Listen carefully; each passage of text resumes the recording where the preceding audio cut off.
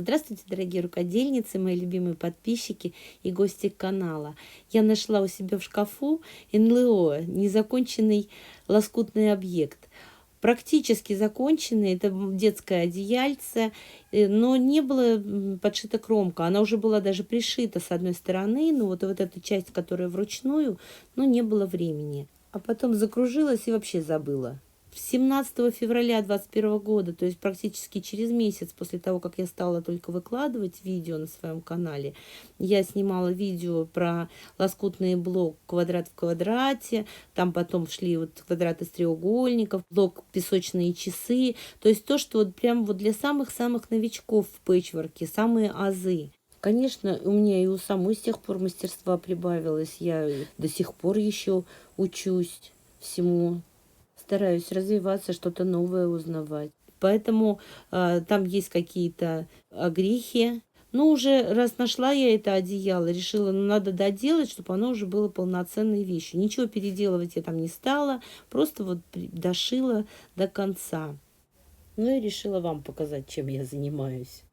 Мне очень приятно, когда меня называют мастер, там, или говорят спасибо за урок очень часто, но я не считаю себя ни мастером и не считаю свои видео уроками, потому что я сама еще много чему учусь. Но спасибо все равно за то, что вы мне такие авансы раздаете. Сейчас уже 1,5 года моему каналу. Как раз вчера исполнилось 1,5 года. И не только вы чему-то от меня научились, но и я благодаря советам и подсказкам в комментариях тоже очень много чему научилась, что-то от вас взяла для себя в копилочку. Вот такое в результате получилось одеяло. Сшито как попало, простегано тоже как попало, но готовое изделие. Ну вот квадрат в квадрате, там где с птичками, тут эти песочные часы я делала. И, конечно, я тут ни рисунки не подбирала, и стегала, тоже не прям вот художественно. Ну, простеганное, сшитое одеяло. Размер у него получился 140 на 110 сантиметров. Сейчас бы я уже по-другому, конечно, все сделала, но тогда мне хотелось, чтобы эти блоки без дела вот не валялись. Я в описании обязательно оставлю ссылочки на эти свои ранние видео, где шила лоскутные блоки. Квадрат в квадрате, квадрат из треугольников, песочные часы.